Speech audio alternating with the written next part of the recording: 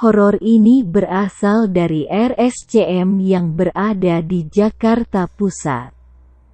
Rumah sakit ini sendiri pertama kali diresmikan dan dibuka pada tahun 1919. Sudah sangat tua, bukan? Nyatanya hal itu selaras dengan sangat banyaknya pengalaman mistis di tempat ini. Salah satunya berasal dari seorang mahasiswa bernama Romli. Pada suatu malam, ia tengah berjalan pulang menuju rumahnya. Namun di tengah perjalanan, ia melihat segerombolan orang tengah berkumpul di pinggir jalan. Ia pun lantas menghampiri gerombolan tersebut. Nah, ternyata orang-orang di sana berkumpul lantaran tengah membantu seorang korban kecelakaan. Romli pun lantas menyadari bahwa korban tersebut adalah teman sekampusnya. Dengan bergegas, ia menolong temannya tersebut dan membawanya ke rumah sakit terdekat dengan bantuan warga sekitar. Kebetulan rumah sakit terdekat dengan lokasi kejadian pada waktu itu adalah RSCM, sehingga Romli pun membawa temannya untuk berobat ke rumah sakit tersebut. Sesampainya di rumah sakit, teman Romli langsung mendapatkan perawatan intensif. Romli pun mencoba untuk menghubungi kedua orang tua temannya. Namun ternyata kedua orang tua temannya itu tengah berada di luar kota dan baru bisa tiba di rumah sakit pada esok pagi. Romli pun dimintai tolong oleh kedua orang tua temannya agar menjaga temannya itu hingga esok pagi tiba.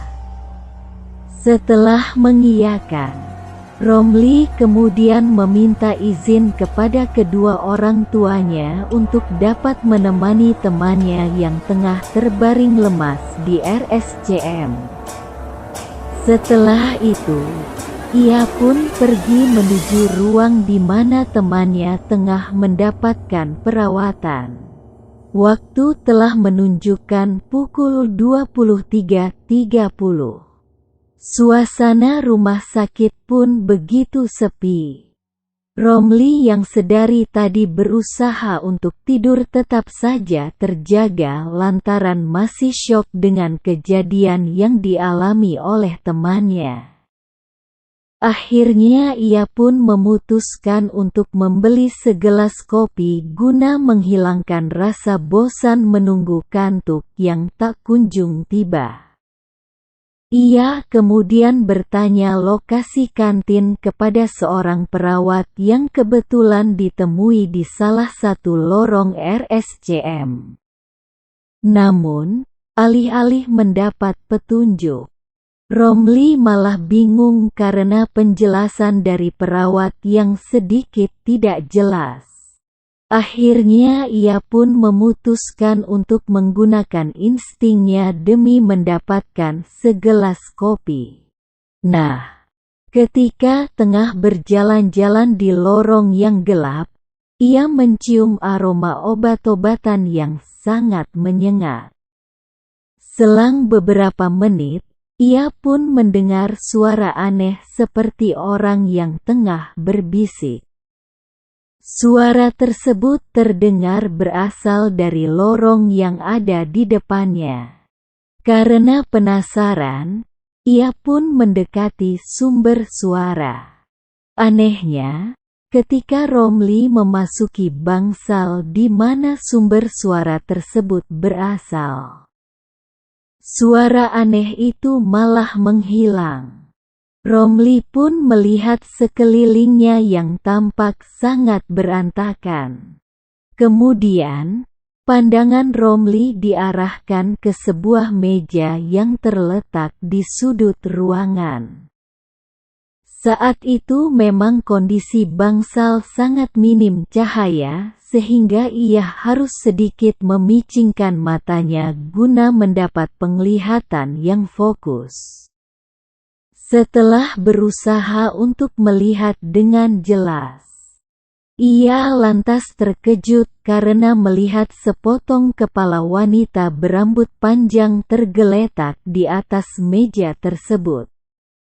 Ngerinya, wajah dari wanita itu tampak tersenyum dengan tatapan tajam ke arah Romli sambil tertawa cekikikan. Sontak Romli langsung kaget dan lemes dengan apa yang baru saja dilihatnya. Ia pun bergegas keluar dari ruangan tersebut dengan tergesa-gesa. Namun, baru saja sampai di depan bangsal, ia terjatuh lantaran tersandung sesuatu. Setelah mencari tahu apa yang membuatnya tersandung, ternyata ia semakin ketakutan lantaran yang membuatnya tersandung adalah tubuh seorang pria yang tidak memiliki kaki dan tangan. Ngerinya lagi, pria tersebut menatap Romli dengan tatapan kosong tanpa ekspresi apapun. Romli pun segera bangun dan bergegas lari meninggalkan bangsal hingga akhirnya ia menabrak satpam yang tengah bertugas pada malam itu. Satpam tersebut kaget melihat kondisi Romli dengan wajah yang sangat pucat sambil gemetar ketakutan. Romli lantas dibawa oleh satpam menuju pos untuk ditenangkan. Setelah diberi minum, Romli menceritakan kejadian yang barusan dialaminya.